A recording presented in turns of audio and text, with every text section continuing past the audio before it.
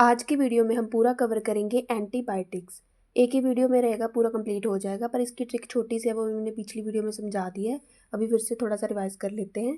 ठीक है, एक ही वीडियो में सारी क्लासेस कवर हो जाएगी, पूरा ओवरव्यू आपको अच्छे से मिल जाएगा, इसका सब डिटेल भी अच्छे से पता चल जाएगा। Antibiotics can protect the queen's man servant guards.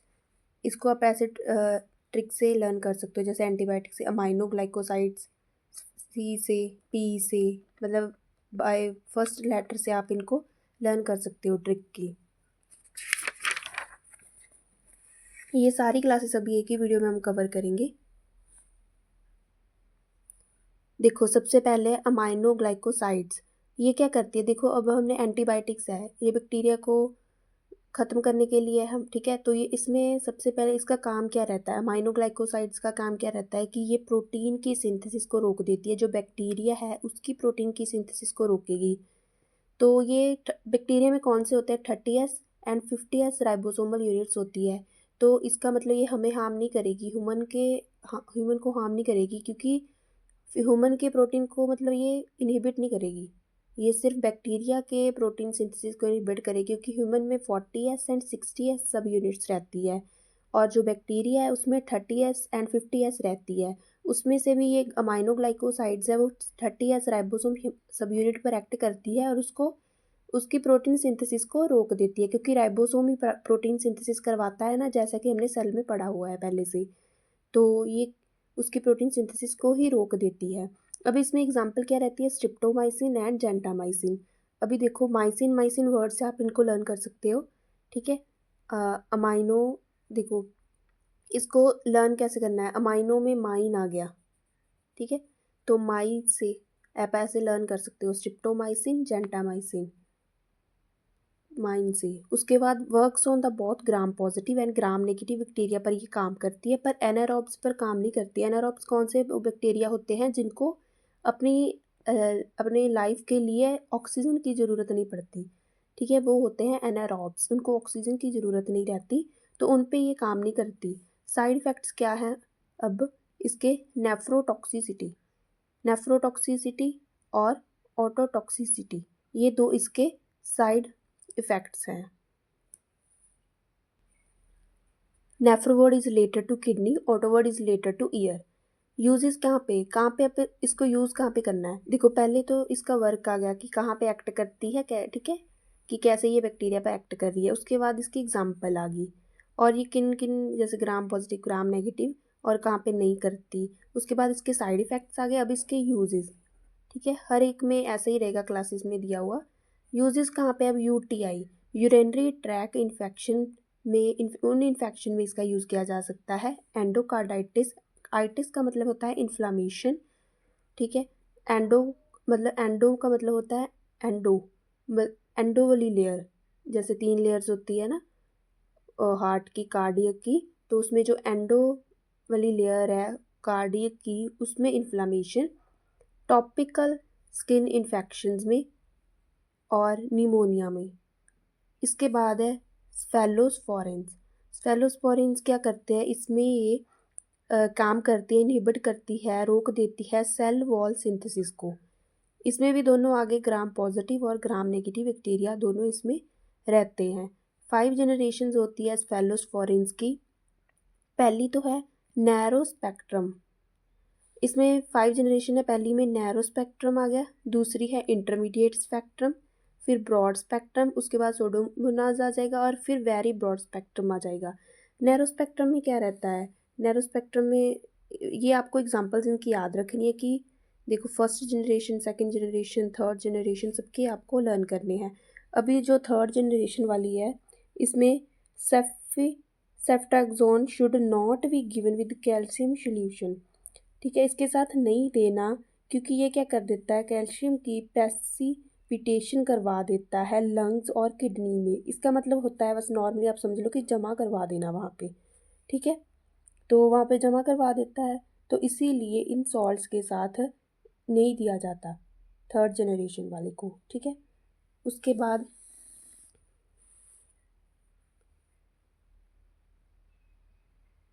बाद आ गया फोर्थ जनरेशन।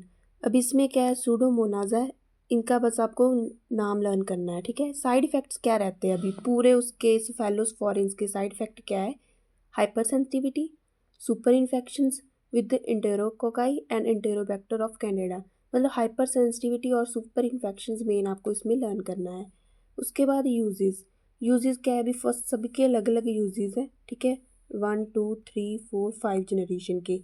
अभी फर्स्ट जनरेशन के ये तो कहाँ पे एक्ट करती है? पहली पहली लाइन सब में ऐसी लिखी हुई है कि कहाँ पे एक्ट करती है? एच इन्फ्लुएंजा पे, स्ट्रेप्टोवायरेंट्स पे, ठीक है। स्टेफाइलो में जो स्टेफाइलो ऑरियस है, ठीक है, उसमें।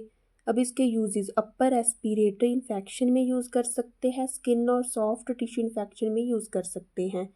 सेकेंड जनरेशन वाले को कम्युनिटी एक्योर्ड निमोनिया में यूज़ कर सकते हैं, साइनस की कंडीशन में, स्किन और सॉफ्ट टिश्यू की इन्फेक्शन में हम यूज़ कर सकते हैं। थर्ड जनरेशन वाले को कम्युनिटी क्योर्ड निमोनिया में, बैक्टीरिया मेनिंजाइटिस में, UTI, anogenital gonorrhoea, abdominal pelvic infection में। फोर्थ जनरेशन को ये थर्ड वाला प्लस सूडोमोनाज में। और फिफ्थ वाले को effect on gram positive and broad spectrum gram negative action. Okay, इसके बाद हम पढ़ेंगे, ये तो हमारी होगी 2 क्लासेस, ठीक है।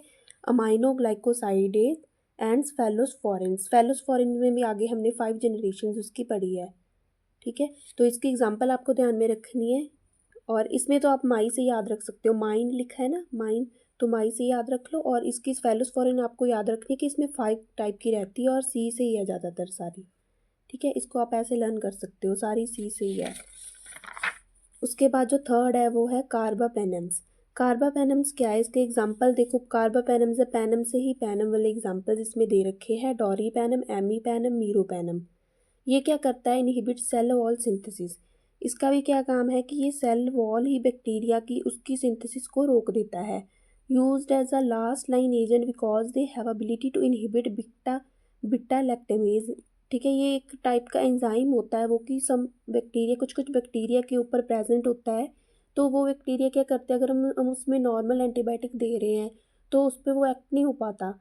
तो इसीलिए जो उस एंजाइम को रोकने के लिए उसमें भी ये एक्ट करता है, ठीक है। कार्बापेनम्स है, उस पर बीटा लैक्टमेज है, उस पर भी एक्ट करता है।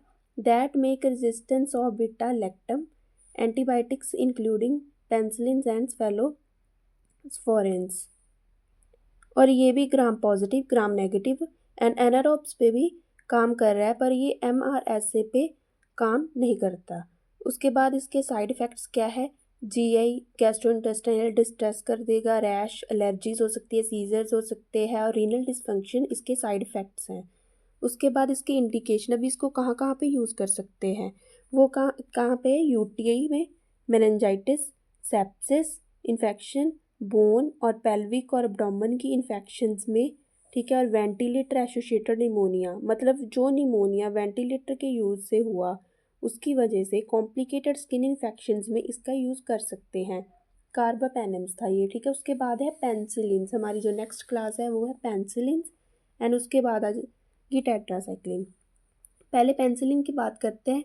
सिलिन से आपको याद रखना है, ठीक है। अमोक्सिसिलिन, पाइप्रासिलिन, फ्लुकोक्सासिलिन, ठीक है। ये सिलिन वाली ड्रग्स आप उसमें लर्न करनी है।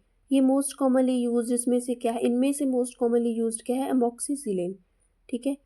उसके बाद जो दोनों बाकी दोनों दे रखी है, this can be use in combination with Vita lactamase inhibitor. मतलब विटा लैक्टेमेज, ये आपको समझाती हूँ मैं, रुको।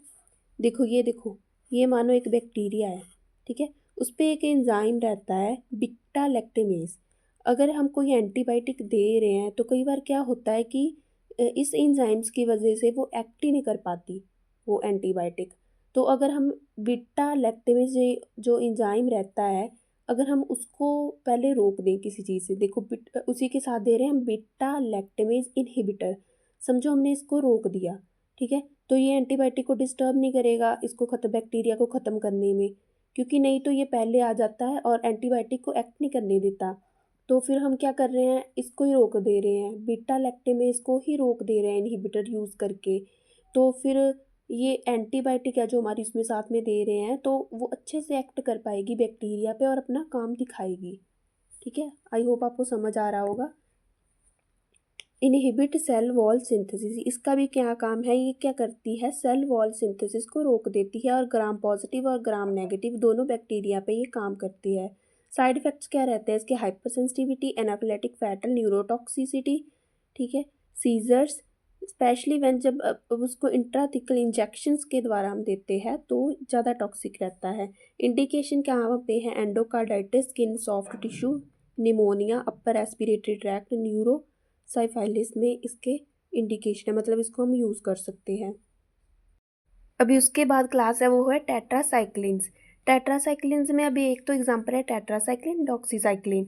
ये क्या करती है, बैक्टीरिया की प्रोटीन सिंथेसिस को रोकता है, ठीक है, और covers gram positive and gram negative bacteria. पर इसमें स्ट्रेप्ट एंड स्टैफ की जो इन्फेक्शन है, जैसे स्ट्रेप्टोकोकस, स्टाफाइलोकोकस ऐसा कुछ रहता है, वो इन्फेक्शन का इसमें उसमें नहीं दिया जाता। मतलब साइड इफ़ेक्ट क्या है, GI, staining of teeth, renal, reversible liver toxicity, impaired foetal bone growth रहता है। तो अभी देखो, इम्पेयर्ड फीटल बोन ग्रोथ है तो इसका मतलब ये प्रेगनेंसी में नहीं दिया जाएगा ना। देखो वही Contra indicated in pregnant women, तो उसमें ये नहीं दिया जाता। और जो बच्चे 8 साल से छोटे होते हैं, 8 ईयर से छोटे होते हैं, उनमें भी नहीं दिया जाएगा क्योंकि ये उनकी बोन ग्रोथ पे को इफ़ेक्ट करेगा, तो बच्चों में ये नहीं दिया जाता। इंडिकेशन कहाँ पे है इसकी, एंथ्रैक्स, क्लोस्ट्रीडियम टेटानी, ठीक है, ये टेटनस है, एटिपिकल कम्युनिटी एक्योर्ड निमोनिया में। उसके बाद है क्यूनुलोन्स, नेक्स्ट क्लास है हमारी क्यूनुलोन्स। क्यूनुलोन्स में क्या रहता है अभी, सिप्रोफ्लॉक्सासिन, लीवोफ्लॉक्सासिन, मोक्सीफ्लॉक्सासिन, ठीक है, फ्लॉक्सासिन वाली ड्रग्स रहती है इसमें। ये क्या कर देती है, डीएनए गायरेज को इनहिबिट करती, डू डीएनए इनहिबिशन, मतलब डीएनए पे वर्क करती है ये बैक्टीरिया के। इसमें दोनों ग्राम पॉजिटिव और ग्राम नेगेटिव दोनों आ गए। इसके साइड इफ़ेक्ट क्या रहते हैं अभी, ये कार्टिलेज की टॉक्सिसिटी करती है और इंक्रीज रिस्क ऑफ टेंडन के रप्चर के रिस्क बढ़ा देती है, स्पेशली जो काइलिस टेंडन होता है उस पर। और ये इरिवर्सिबल पेरिफेरल न्यूरोपैथी कॉज कर सकती है, सूडो मेम्ब्रेनस कोलाइटिस कॉज कर सकती है। अब इसके यूजेस कहाँ रहते हैं, हम इसको कहाँ पे यूज़ कर सकते हैं क्यूनुलॉन्स को, एटिपिकल निमोनिया में, यूटीआई, गैस्ट्रोएंटाइटिस, ऑस्टियोमाइलाइटिस, ठीक है, पेट की इन्फेक्शन होगी, बोन की इन्फेक्शन होगी, उसमें हम इसको यूज़ कर सकते हैं। उसके बाद जो हमारी नेक्स्ट क्लास है वो है मैक्रोलेट्स, ठीक है। मैक्रोलेट्स में क्या है, क्लेरिथ्रोमाइसिन, एरिथ्रोमाइसिन, एजिथ्रोमाइसिन। थ्रोमाइसिन से याद रखना है, जो पिछली जो हमने सबसे पहले की थी वो हमने माइसिन से लर्न की थी सर, सिर्फ इसमें थ्रोमाइसिन से लर्न करना है आपको। थ्रोमाइसिन, उसमें सिर्फ माइसिन लर्न किया था ना, इसमें थ्रो से ही सारे शुरू हो गए। थ्रोमाइसिन इनहिबिट प्रोटीन सिंथेसिस को ये रोकती है, पर ये कहाँ पे बाइंड होती है, 50S राइबोसोम पे। वो कहाँ पे बाइंड हो रही थी, 30S राइबोसोम पे। कवर्स बोथ मतलब gram positive and gram negative, पर ये ग्राम पॉजिटिव पे ज़्यादा काम करती है due to its large size and inability to penetrate in the both membranes in the gram negative. मतलब मेनली ये ग्राम पॉजिटिव के काम कर रही है क्योंकि इसका साइज़ बड़ा होता है, ग्राम नेगेटिव की मेम्ब्रेन को ये पास नहीं कर पाता। और इसके साइड इफ़ेक्ट्स क्या रहते हैं, GI upset, hyper sensitivity, jaundice, cavity prolongation, जो ईसीजी है उसमें होता है ये cavity prolongation, cytochrome P5415 inhibitors apart from azithromycin को छोड़ के। इंडिकेशंस क्या है इसकी, रेस्पिरेटरी साइनस की कंडीशन में, स्किन इन्फेक्शन में, क्लमाइडा की इन्फेक्शन में हम इसको दे सकते हैं। उसके बाद है सल्फोनामाइड्स। सल्फोनामाइड्स के एग्जांपल है सल्फामिथाजोल, ट्राइमेथोप्रिम, ठीक है। मोस्टली ये एक साथ यूज़ किया जा सकता है। ये क्या करते हैं, फॉलिक एसिड जो प्रोडक्शन है बैक्टीरिया की उसको रोक देते हैं, जिसकी वजह से उनकी न्यूक्लिक एसिड की फॉर्मेशन ही रुक जाएगी। न्यूक्लिक एसिड डीएनए में जो प्रेजेंट होता है उसकी अगर रुकी जाएगी, ठीक है। तो कॉम्बिनेशन क्या है इन दोनों का, जो सल्फामिथाजोल एंड ट्राइमेथोप्रिम है, इन दोनों का कॉम्बिनेशन दोनों पे एक्ट करता है, ग्राम पॉजिटिव पे भी ग्राम नेगेटिव पे भी, प्लस MRSA पे भी ये काम करता है।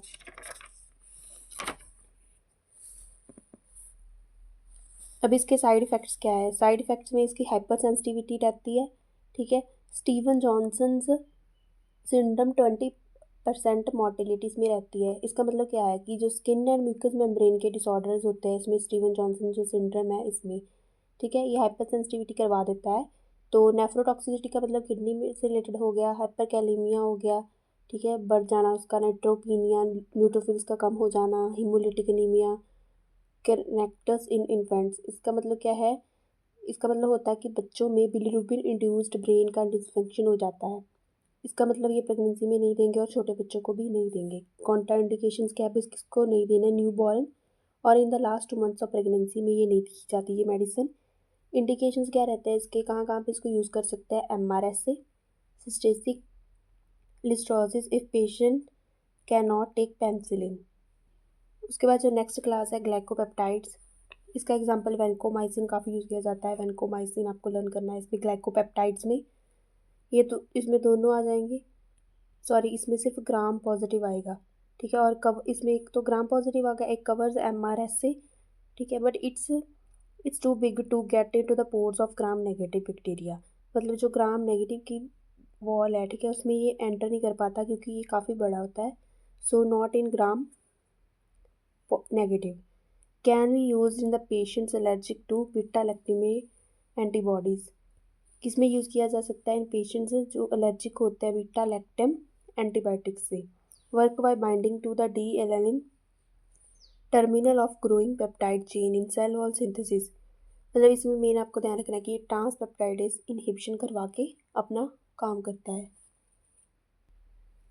इसके साइड इफेक्ट्स क्या रहते हैं? Nephrotoxicity, autotoxicity. बट ये जो हमने पहले पढ़ा था माइनोग्लाइकोसाइड जो सबसे पहले पढ़ा था उस मतलब ठीक है, but as compared to the aminoglycoside these effects are rare. मतलब जो हमने माइनोग्लाइकोसाइड्स पहले पढ़ा था उससे कम टॉक्सिसिटी करता है ये। उसके अलावा क्या करता है? हाइपोटेंशन और फ्लशिंग, इन दोनों को मिला के बोला जाता है रेड मैन सिंड्रोम, ठीक है। ये दोनों चीज़ें करवा देता है ये। फ्लशिंग का मतलब क्या होता है? इफ़ इट कब करवाता है? Fit is infuse too quickly, अगर बहुत ज़्यादा जल्दी उसको इन्फ्यूज़न करा दिया जाए बॉडी के अंदर उसका, तो ये फ्लशिंग करवाता है। मतलब सडन रेडनिंग हो जाती है, रेड रेड कलर। इंडिकेशन अब इसके MRSA, एंडोकार्डाइटिस, स्ट्रिप्टो एंडोरोकोकस, ये तो आपको लर्न ही करना है, सूडो मेम्ब्रेन कोलाइटिस। अभी देख लो, हमने यहाँ तक इसकी जो 9 क्लासेस थी, ठीक है, वो हमने पढ़ लिया एंटीबायोटिक्स का। अब एक इम्पॉर्टेंट पार्ट है जो एंटीबायोटिक्स में आता ही आता है, और ये टॉपिक ख़त्म करने के बाद ये कंप्लीट हो जाएगा पूरा एंटीबायोटिक्स, कि कॉमन इन्फेक्शंस में कैसे पता चलता है कि कौन कौन सी एंटीबायोटिक यूज़ की जाती है। देखो अभी रेस्पिरेटरी सिस्टम से जो भी रिलेटेड है, ठीक है, कि उसमें मतलब कैसे ही पता करना है। जैसे क्रोनिक ब्रोंकाइटिस है, इन्फ्लुएंजा की वजह से या इनकी वजह से कोई इन्फेक्शन है, तो उसमें मॉक्सीसिलिन या क्लिथ्रोमाइसिन मोस्टली यूज़ किया जाता है। इसमें से भी मॉक्सीसिलिन का ज़्यादातर यूज़ किया जाता है। अनकॉम्प्लिकेटेड जो निमोनिया होता है, कम्युनिटी क्योर्ड निमोनिया होता है, उसमें भी मॉक्सीसिलिन या फिर डॉक्सीसाइक्लिन या फिर क्लिथ्रोमाइसिन। अभी देखो जिनको पेनिसिलिन की एलर्जी है, ठीक है, तो उनमें क्या यूज़ करना है हमने? डॉक्सीसाइक्लिन और क्लिथ्रोमाइसिन, उनमें ये यूज़ किया जाता है। और जो स्टेफ को की सस्पेक्ट हो, स्टेफ की इन्फेक्शन जो, ठीक है, स्टेफ वाले की, उसमें फ्लूकॉक्सिन यूज़ किया जाता है। ये रेस्पिरेटरी चल रहा है।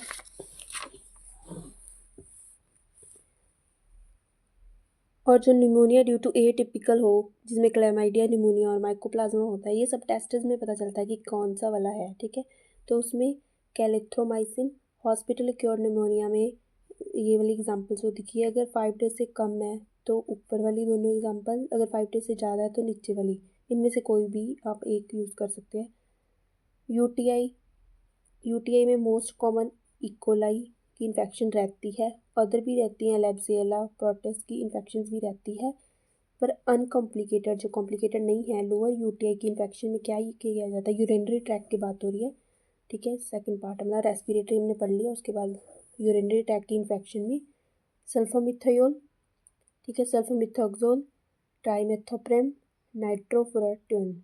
अनकॉम्प्लिकेटेड में जो अनकॉम्प्लिकेटेड पाइलोनेफ्राइटिस है, मतलब किडनी की इन्फ्लामेशन जिसमें हुई है, उसमें सिप्रोफ्लॉक्सासिन। उसके बाद स्किन की इन्फेक्शन इम्पीटिको, इसमें क्या है? Topical fusidic acid, flucloxacillin, erythromycin use किया जा सकता है। और सेलुलाइटिस में भी फ्लूकोक्सासिन, डॉक्सीसाइक्लिन, क्लिथ्रोमाइसिन, एरिथ्रोमाइसिन, ये सब यूज़ किया जा सकता है।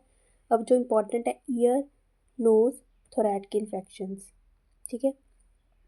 थोरैट में क्या करना है, थोरैट में एरिथ्रोमाइसिन, फिनॉक्सीमिथाइल पेनिसिलिन, साइनस की कंडीशन में ऑक्सीसिलिन, एरिथ्रोमाइसिन, डॉक्सीसाइक्लिन। ओटाइटिस मीडिया पर देखो मिडल ईयर की इन्फेक्शन है तो उसमें मोस्टली मोक्सीसिलिन, एरिथ्रोमाइसिन। और अगर एक्सटर्नल ईयर में दिक्कत है तो फ्लोकॉक्सिसिन, सिप्रोफ्लॉक्सिसिन, एरिथ्रोमाइसिन। मतलब ईयर में भी देखो अगर मिडल में अलग एक्सटर्नल में अलग यूज़ हो रहा है।